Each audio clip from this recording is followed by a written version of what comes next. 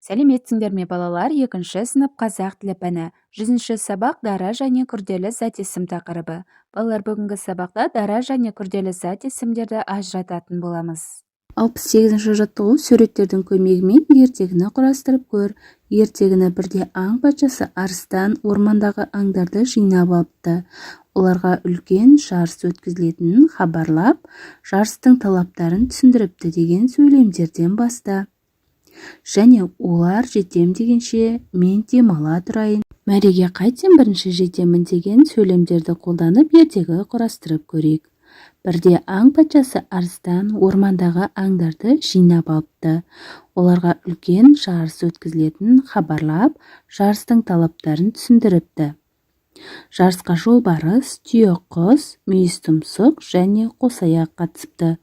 Алғашқы болып бәрінен озып жолбарыс шықты.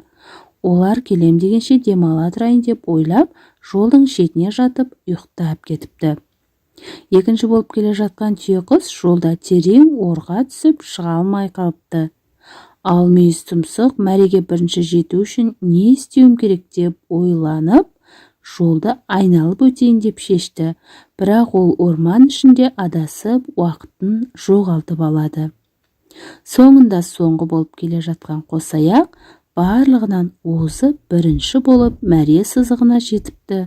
Осылайша қосаяқ қиындықтарға қарамастан өзінің еңбегі мен төзімділігінің арқасында жеңіске жетеді деп ертегі құрастырсақ болады балалар.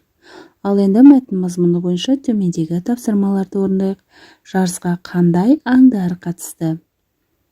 Жарысқа балалар мен құрастырған ертек бойынша қосаяқ, жолбарыс, мүйіз тұмсық, түйеқұс қатысты.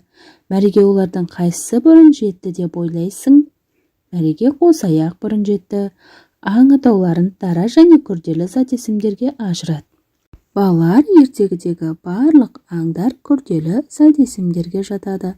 Қосаяқ, жолбарыс, мүйіз тұмсық және түйеқұс.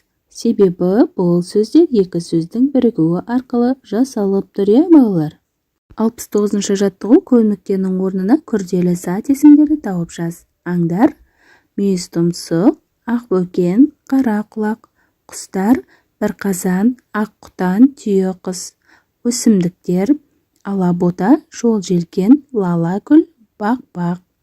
Жер-су аттары: жезқазған, көкшетау, қаратау, көктөбе.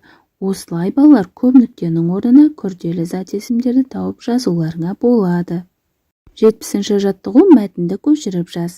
Құстардың ең ірісі түйеқұс. Оның биіктігі 2 метрден асады. Аяғы 2 саусақты, қанаты қысқа. Мәтіннен зат есімдерді тап, олардың дара немесе күрделі екенін айт.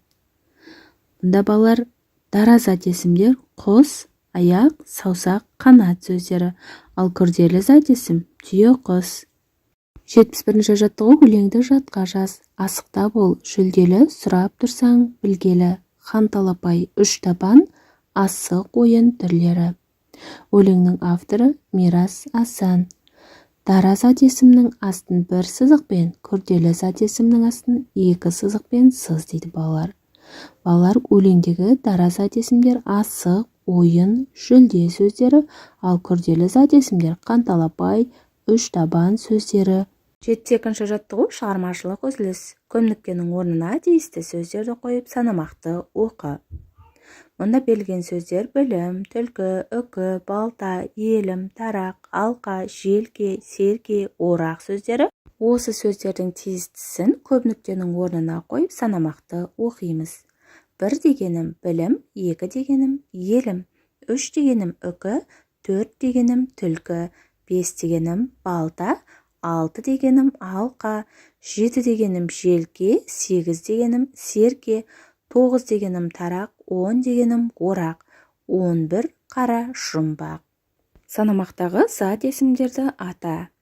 Санамақтағы зат есімдер білім, ел, үкі, түлкі, балта, алқа, желке, серке, тарақ, орақ, жұмбақ сөздері. Мінекей балалар, осымен бүгінгі сабағымыз аяқталды. Сендерге барлық тапсырмалар түсінікті болды деген ойдамын.